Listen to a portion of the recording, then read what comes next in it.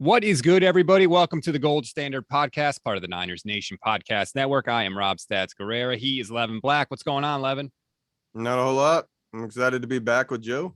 Dude, you always say not a whole lot. Joe Staley is sitting here for the second. What do you want from me? Levin, I'll tell you what. I mean, to start a podcast, you talk about energy, and you came in here and said, I know. How you doing? He said, I'm pretty good. You should have seen some of the ones I've thrown him off with. I sometimes mess with him. I'm like, Brutal. It's kind of one of our things. Human right. wet blanket. Levin Black. Terrible job in a big spot, Levin. We remind everybody, please rate, review, and follow the Niners Nation Podcast Network. You've heard him already. We've talked about it. A man who may have retired after the 2019 season, but proved he was not done pancaking people, because on Sunday night, you quote tweeted me, Joe, after the game when I said that the Niners played poorly, and you body slammed me and you destroyed my mentions from that. I wasn't. Hopefully your mentions were turned off before that happened, or else you were just getting ping, ping, ping, ping, ping, ping, ping, ping, ping. No, it was all in good fun. I wasn't ready after. I was still in that mindset like I was a player. You win a game, you're not ready to hear slander. And I think I will say this, like, coming from a perspective of a player, I was always under the mindset of it's about winning the game. It's might not be the prettiest way to do it. I know now that I'm a fan and someone that's not in the locker room, it's easier for me to understand why there's a lot of critiques and criticisms when it's not a pretty win and everything's not 350 yards in the passing game or rushing for 250 and there's no big plays given up. It's just like, if it's not a perfect game, I understand why you can find something to correct and say it wasn't the best. But from a player's perspective, it's all about winning the game. And if you win the game, you go back and you watch and you correct those mistakes that you made in the film, but you have to be excited. I was always excited if we won 7-6. Our offense played like crap. We knew that we played like crap and we won the game. I was excited. I was just excited for those games as we were if it was we had a game against the Buffalo Bills where we went 600 yards of offense and, scored like 50 points. I was just excited for that game as I was for the games that we played like crap, but it all just comes down to winning. And I think even if you look at the way that the wild card weekend shook out, there was one road team that won, and it was the San Francisco 49ers. And I think that's the name of the game when you're in the playoffs. It's advance and move on. And they have another opportunity this week against the Green Bay Packers. And I think they're going to go into that game and realize that there's so much to improve on from the last week. And that's what's exciting. It's a week by week game. And, but at the end of the day, it's just all about moving on. So one, I got to thank you for that tweet. I got to jump in and thank you for that tweet, because I got to jump in on some of that fun. And two, who's the wet blanket? I mean, you saw the tweet. Come Does that not on, make him man. a wet blanket? I did hear in the beginning, Rob said that you were the wet blanket, Right. which kind of just, I didn't make a comment, but it struck me a little bit. Oh, is that real? Is that real? Yeah, Because maybe see? Rob, after that tweet saying about how the Niners just played a miserable game. It was absolutely terrible. The Niners should just be kissing all the lucky charms that they have to be able to walk out of Dallas with a win with the way that they absolutely terribly performed. You know what it was? I think was he Rob's took his socks. blanket, doused it with water, and then put it in the freezer to freeze. Yeah. And then took it out and slapped that over everyone. So I see. like Do I you said, know that it's all in good fun. I think it was fun just to have that back and forth. My point was just, there's a lot of things they could have improved on in that game. I think that game should have been over early. Being up 23-7, that's an opportunity in the playoffs that you have to close the door. You can't allow a team like Dallas, who is an explosive of an offense as there was in the NFL over the regular season, the opportunity to come back in the game. And then, Jimmy's interceptions. And I talked about it in the postgame show. I don't think it was it's a game where it gives a lot of opportunity for guys like Rob to say, Handsome, to good looking, say smart. Well, this is what Jimmy always does. He lets teams back in the game. But I think if you go back to, there's a lot of things to be excited about, especially the way they were able to run the ball. This D line for the Cowboys was looked at as a huge strength. The linebackers, Micah Parsons, Van Der Esch, even though they couldn't spell his last name on the jersey correctly. They're solid. They're a solid front, and they rush for 170 yards. Deebo Samuel is such a weapon in this offense, and Kyle has a complete understanding of knowing exactly how to use them. And then I think also the defensive line for the 49ers completely dominated the Dallas Cowboys offensive line, who's a strength, and then also really confused Dak and put a ton of pressure on him all day. And you go into the stats and all that stuff. This still was the Dallas Cowboys offense, one of the best offenses in the NFL. You can say they beat up on a lot of lesser competition, but they still were a very explosive team. And for them to go in that situation on the road to play the way they did, especially defensively, I thought was a tremendous effort. The defense was incredible. They're the number one reason the Niners won that game for sure. I mean, when the Cowboys score like 31 points a game and you hold them to 17, that's massive, which is something that I said in our instant reaction show. I was complimenting the team to start the show. Fortunately, nobody saw that. All they saw was my tweet, which yes. So that's another thing about the internet. It's great. You can just pick and choose little tiny snippets that you just want to focus on and detail out. And all I saw was 2 words that said 49ers or 49ers miserable. That's what you said. You said 49ers absolutely miserable, and I cannot stand it. Oh my God. Killing me. I'm loving this for one. Shut up, Levin.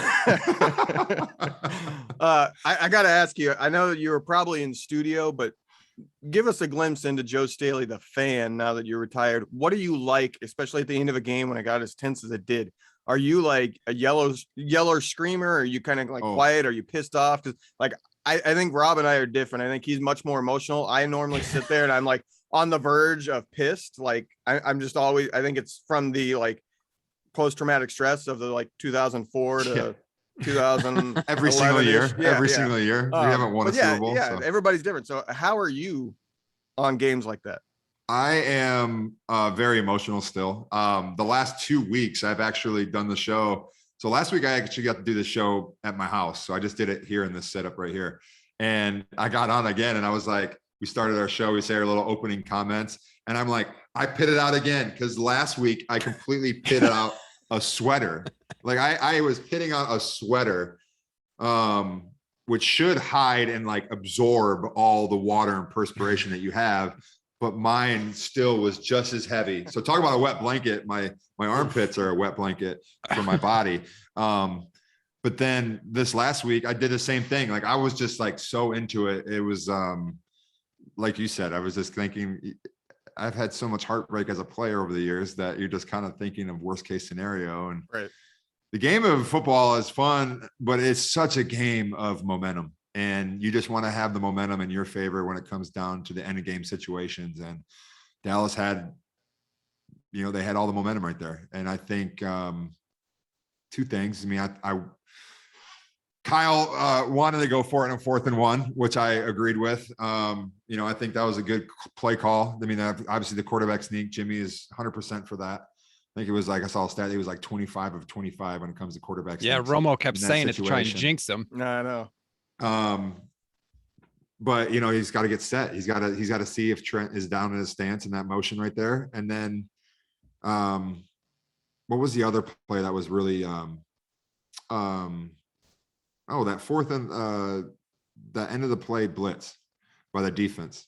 They caught him in a cover 0 blitz to really kind of end their momentum there. I thought that was one of the things that D'Amico Ryans did a great job of is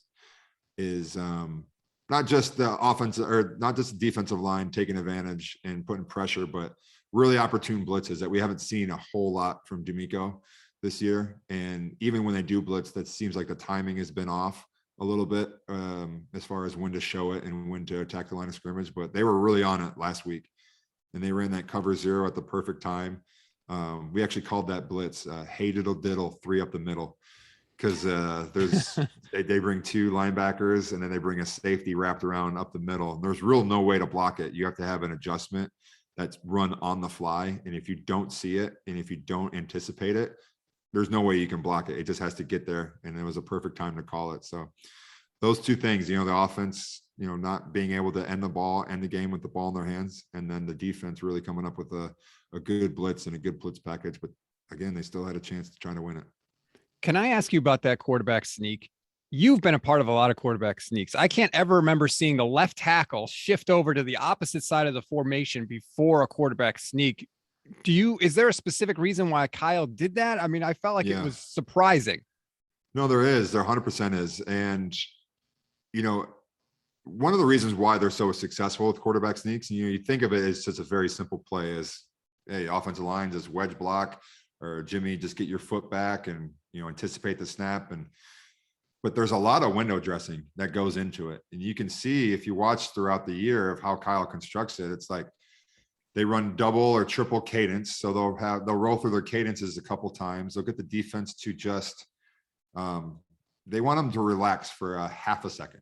And that's where you get the advantage. So if you can get the defensive line, even if they're gapped out and they know it's coming, if they can lessen their tense in the tensity in their body just by a half a second, then you have the advantage. And Jimmy's really good at, it's a silent kind of flip under the butt of Mac, where that's the signal, and everybody just goes on ball movement, and he'll wait to see the defense kind of relax for just a half a second. And that situation, when you bring Trent over in motion, all you're trying to do is you still have to know that there might be some other play. They might not be running a quarterback sneak here. They're bringing a guy over in motion. We might have to think and switch our gaps responsibility for a half a second. And so that's all you're trying to do.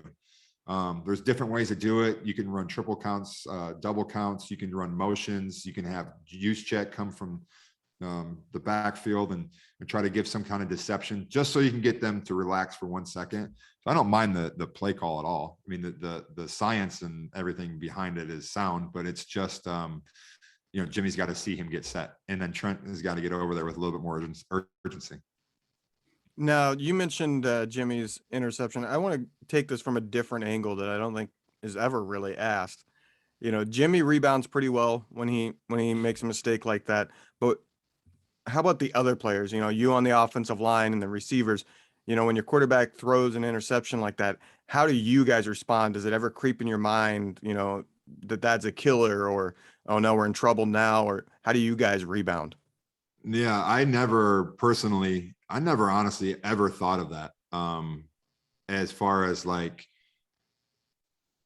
oh, the interception happened, now we have to do something different. Like, this game could get out of hand if interception. It honestly, for me, was just like every single play. I was so used to training myself to like every single play.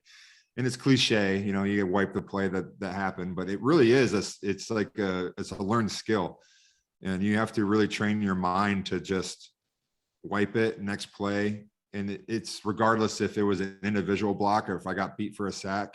If I were to sit there and think about why I got beat by a sack and then, 6 plays before and focus on that, I would be absolute trash the rest of the game.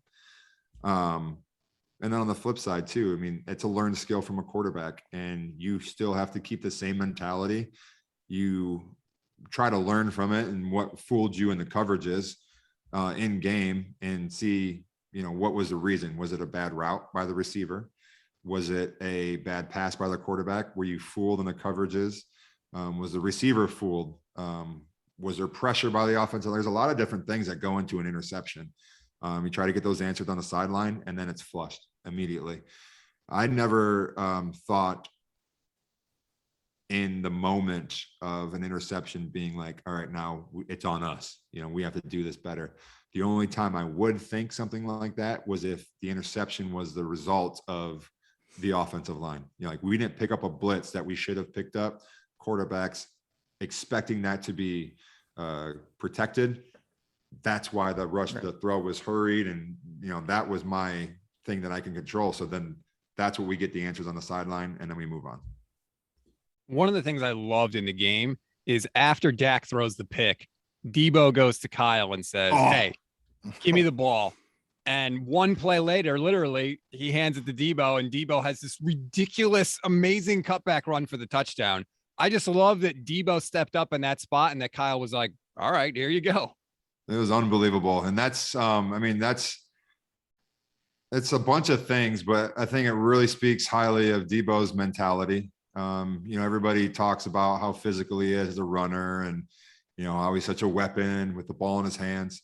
And it comes from that mentality. And one of the things I talked about in the post game was like, you hear a lot of talk during the week when the Niners are playing, especially the second half of the year, of teams and especially on defense, that they're going to be the more physical team and that they're going to talk themselves into, we have to really take the punch to them. Well, that's not your identity. And as a player, for me, when I heard that, I immediately knew that we had the advantage because you're already thinking about what we're doing. And when you talk about a player like Deebo's been the most physical player, and he's had that mentality with football since he was probably 9 years old. Since he put shoulder pads on for the first time, he was the most physical guy out there. He understood, day in, day out, like what it meant to be the most physical player, like have that mentality. And I think it says a lot about what makes him so great. And then I think it says a lot too about Kyle's trust in him right now, to put him in a big moment like that. Because after a turnover in a game like that in the playoff, Kyle's immediately looking to change momentum in their favor. So he's wanting to get a big play. He's not wanting to just say, okay, we got a big turnover in plus territory. Let's hand the ball off 4 times and try to just grind this one out. Like he wants to get that big shot in there to try to get the crowd hyped up, and the team feeds off that on the sideline. So for Deebo to say, hey, just get the ball in my hands, I'll take care of the rest. And then for Kyle to say, yep, you're right, you will, was tremendous. Now, you were there as a player when Deebo was a rookie. How quickly after he came in did you kind of see that physicality? Because I think it's probably kind of hard in today's NFL to see it in practice because you're not truly, hitting each other. And I think it's harder to show kind of that real physical run after the catch. So is it something that it took until games where you saw him doing it opponents, or were you able to see that in practice? His rookie year, you could see the mentality and you could see the physicality that he played with and his fearlessness, but it was a progression for him. He came in and it's kind of similar to, I'm not there, but just every player has to go through their own process of what it means to be a professional. And I think Deebo struggled early on with finding the right weight, finding the right conditioning level, running through practice, getting tired, running through games, understanding, hey, you're not the number one read. You're the actual clear out route guy. You have to run that absolutely full speed because for us to be successful in our offense, we need you to do that. And it takes guys time to learn and to also develop like that level of conditioning, to be able to do everything play in and play out as hard as you can and to never turn that switch off. And I saw that progression from rookie training camp to the end of the season. And he was one of the players after the Super Bowl. We were in the locker room and he was, I was the last person to leave the locker room because I was kind of knew that it was going to be probably my last time in the NFL. I was trying to just I was super emotional. It's a wild time, but I did seek out Deebo and I kind of pulled him aside and was just like, you have all the talent, you have the mentality, you have the physicality to completely change the wide receiver position and to be the best receiver in the NFL. And it's up to you to make sure that you do all the things when no one's looking in the off season and the practice habits, the way you're eating, the way that you get sleep, like all the little things that go into being a top level athlete, things that he can control. Because there really is nothing standing in his way from having the year that he had this year. And that's why I'm, personally just incredibly proud of him for really taking that challenge on. And I think that's something that he already knew. It didn't take me telling him that to be like, oh, well, it's going to be, oh, that's what I got to do. He already knew all that stuff, but to really take that to the next level. And I think he was going to be on his way last year, but he had the foot injury and it, kind of changes things. That's such an interesting conversation. You have you, who probably knew at that point you played your last game in the league, and you have Deebo just finishing his rookie year. Like, did he get a sense of how hard it was to make the Super Bowl? I mean, God, you went through some years, Joe, where you were light years away from a Super Bowl, but it's different when it's your rookie year and you just come in and hey, we made the Super Bowl. Like, did he get how rare of a season that was? I think it's harder. It definitely, for me, and I was always trying to communicate that to a lot of the young guys when I was on the team, is how difficult and how special years like we had in 19 are. And also just not even the years, but just the situations, like having a coach like Kyle and having a general manager like John, who are going to bring in the right guy. Like, everything in that franchise at that time, and even currently now, is top notch. I've been part of many different combinations when it comes to general managers and coaches and coaching staffs. And I've seen it all. And I just knew how exciting that opportunity was. And so, yeah, for guys that come in, they don't know any different. It's just like, oh, this is what it is. This is the NFL now. And they might take it for granted. But I think regardless if he individually understood that or not, I think everybody learned last year, how incredibly year to year and how fickle success can be in the NFL. That's what makes it so great. There's so much parity every year, and you have a ton of injuries, and you have guys go down, and your opportunity to raise a Lombardi trophy is very, very small, and regardless of how much talent you have.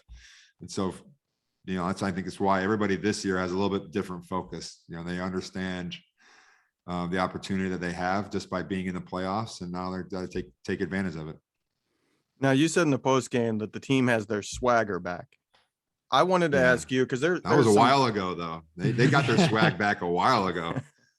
I wanted to ask you from the player perspective, because there are some people out there that don't think swagger, momentum are real things, because you can't quantify it. You can't. Yeah. It's really hard to kind of put into words. I was going to try, I guess, putting you on the spot. Can you try to talk and put it into words of what 100%. That does and how it affects you guys? Yeah, I think, the swag, the whatever you want to call it, it really is just about playing with confidence. And that is really what it is about. And I remember those years that we had with Harbaugh, in 2011, we came off of Singletary years, and we were a bad football team, and we didn't know what we had yet. And so we had never really developed any kind of confidence. And as the season went on, we were just like, hey, what we're doing is working. What we're doing, this is the formula to win games. And as the season went on, it was just more and more confident. And so we started getting on the field just saying, they can't stop us. We can only stop ourselves. Like, if we just go out there and do what we're supposed to do and what we've practiced, then we're going to be the better team and we're going to come out victorious. And that's really what, like, swag or whatever it is. It's just confidence. And I think this early part of the year, every year is different. You got to figure out an identity, and you got to figure out the right formula to put your players in positions to be successful, and what personnel groupings on offense work best. And I think Kyle was even, in a funk as a play caller earlier in the year. And that's kind of when I said that, like, they got their swagger back, but they got their identity. They figured out their identity. They figured out what works. And then from that point on, it was like, all right, this is the confidence that we're going to build throughout the year. And now I think you're seeing that. Like, I think the defense goes on the field every single week and says, we're the more physical bunch. We're going to absolutely shut you out in the run game. And we're going to actually smother you in the pass rush, and good luck. And I think offensively, we are going to absolutely destroy you with personnel schemes, with mismatches. And we're going to have more physical runners that are going to, you might stop us for 2-3 yards here and there, but we're going to continually get 4, 5, 6 yards and just smother you and just try to be like the out physical team. And I think they have that confidence now. And they have to take that in a cold weather game against the Packers this week. Yeah, Kyle said it yesterday, actually. They asked him about confidence, and he was basically like, we're really freaking confident. Like, we've figured it out. And I feel like that is the biggest difference between facing Green Bay now and when they faced him in week 3. Like, Deebo had 2 carries in week 3, and they were just kind of like end around jet sweep type of things. Like, there's so much different about this team now as opposed to week 3. And I kind of get why Kyle and everybody would be more confident this time around. Yeah, I think you have to have a ton of confidence going into this game. I mean, not even with Deebo, but Elijah Mitchell didn't play. They didn't have JaMychal Hasty out there. They didn't have. The lead back for the running game was Kyle Juszczyk. I mean, he was the guy that got the first couple handoffs as a running back, and that's not a position. I mean, no offense to Juice, but he's not that guy. So, Trey Sermon was the lead back. They weren't able to get the running game going, and they also didn't really have it kind of totally figured out. They were kind of still at that time, I think, going back and forth with the possibility of a 2 quarterback system. What's our actual the play calling situations that we're going to be in. The whole season is a progression, and I think Kyle has done a tremendous job throughout his career is switching things up and finding different mismatches and way to utilize his players as the season has gone on. And I think you can look at the flip side of that. Cliff Kingsbury comes into the season every year with a very innovative offense, but they don't switch a whole ton as the year goes on, and that comes back to bite them in the butt as seasons go on. And you can kind of look at that consistently throughout his whole entire tenure as a head coach. I mean, even in college. So I think that's one of the strengths for the Niners. It took them a while to figure it out. And there was some tumultuous times from the fan base calling for Kyle Shanahan's job, which was absolutely ridiculous in my mind. But they figured it out. And I think offense and defense they're hitting their stride. They have to be incredibly confident going in. But also you look at the Green Bay Packers, they're going to have Zadarius Smith coming back, David Bakhtiari. They're getting Josh Myers back, their center, Jair Alexander. So that's going to be a different team as well on their side. But I do think that the Niners match up well. They just have to be able to do it consistently in this game and not get behind. It can't be a game like last time where they have to abandon one of them. Even though they're able to come back, that's not where they want to live. Now, you mentioned Eli Mitchell. Obviously, you haven't played with him because he's a rookie, but he has that speed that the team kind of missed, I think, when Raheem went down. Mm-hmm. I wanted to get your thoughts on how important is that speed specifically to this Kyle outside zone run scheme. It's really important. It is not the number one thing, I don't think, in the outside zone scheme. It definitely helps. And the reason why the speed's so important is because the way that he constructs a lot of his plays in the running game, it's all about getting that horizontal movement from the second level. You want these linebackers to have to run 1 or 2 extra steps than what they typically would, because a lot of the play action stuff comes off of that. If you get a guy that's running sideline to sideline a little bit faster than he's used to, then you run a play action off that, he's 1 or 2 steps out of position in these drop zones. And that's where Kyle really takes advantage. The number one thing though is the vision and being able to consistently finish your plays.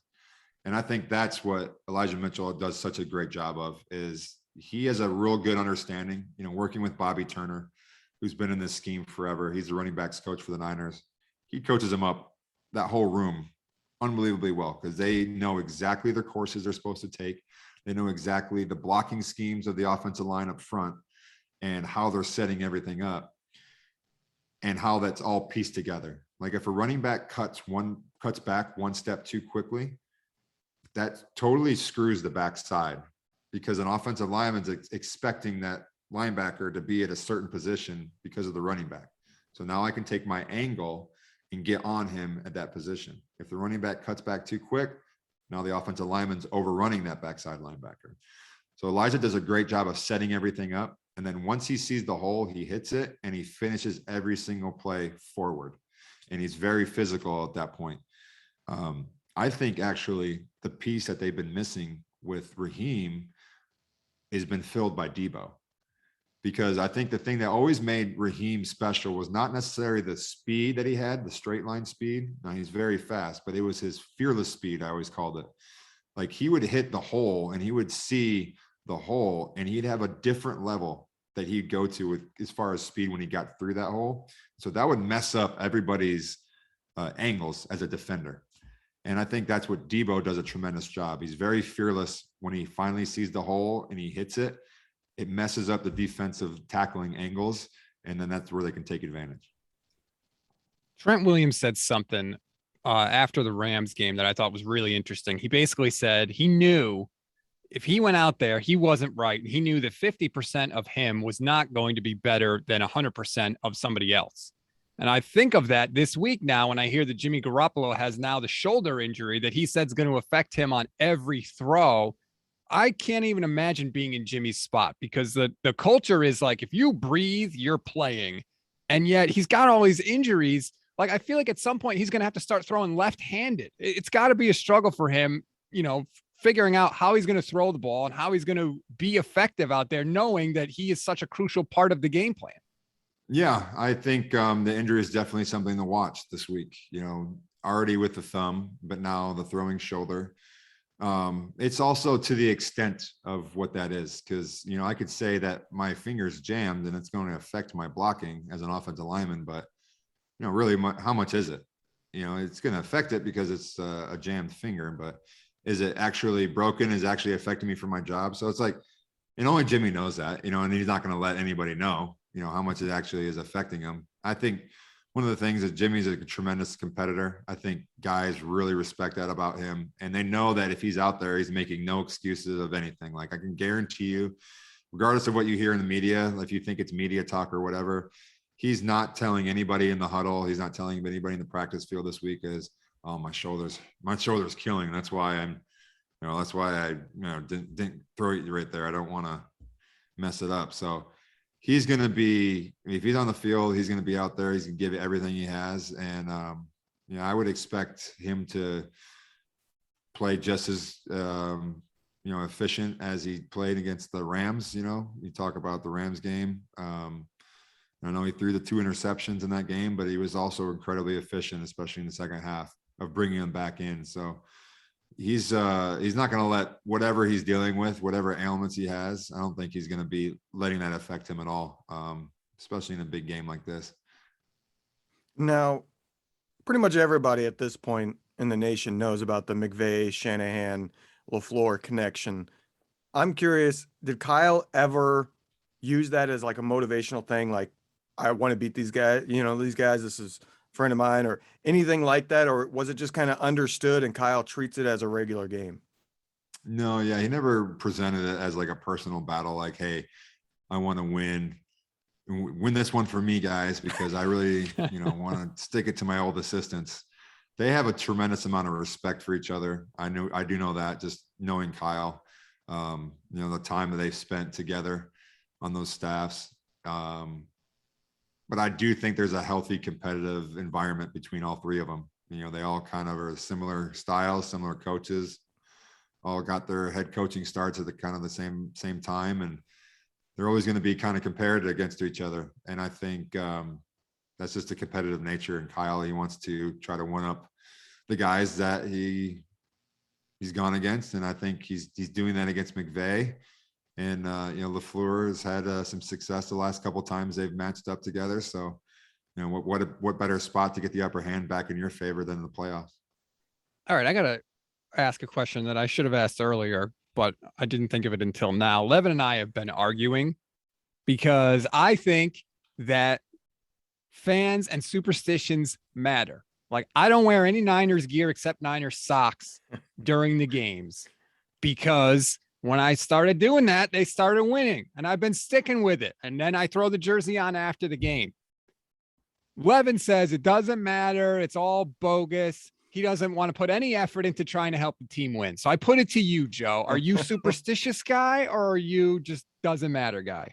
I was incredibly superstitious when I played. And since then, I am not superstitious at all. I have absolutely no game day traditions.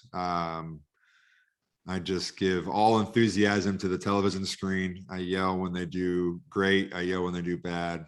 Very into the game in the moment, but no, I have no superstitions on game day. But as a player, 1,000%. I had the same game day meal that I had every single week. I had the same game day prep, game day pregame warm up. I had to wear a certain wristband only on my left arm.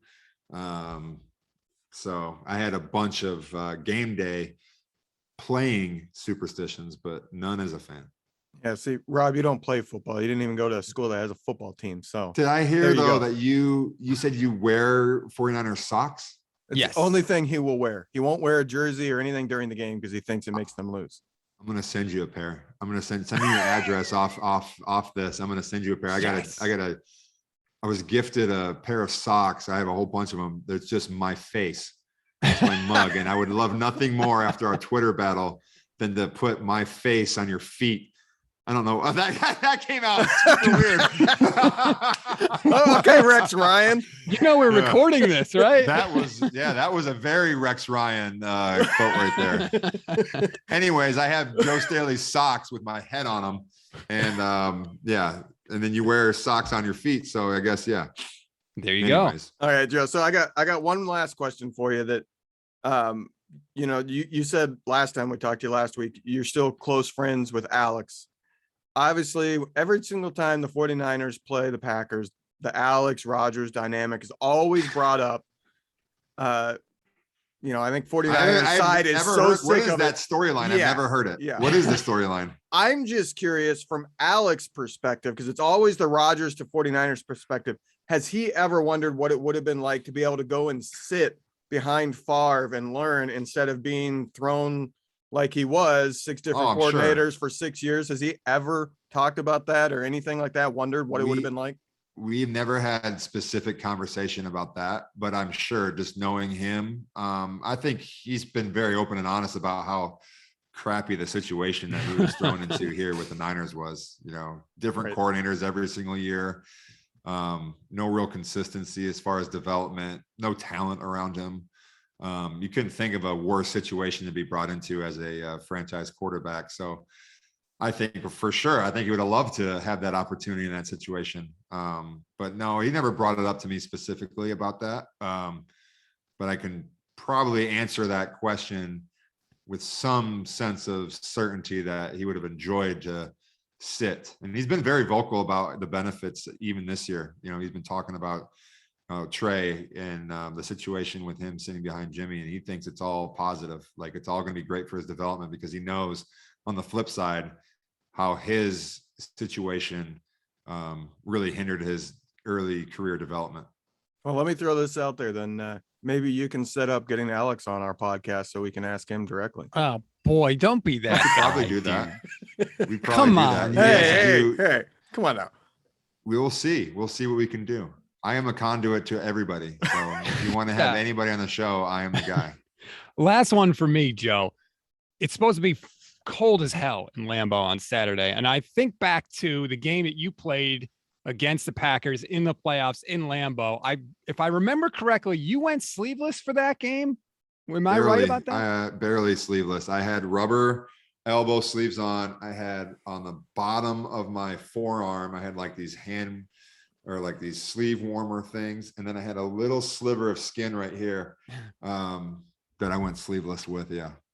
But actually, as a player, the cold doesn't really affect you. It's like the elements, like the wind and the rain or like a snow that affects you, but the cold doesn't because there's so many heaters on the sideline.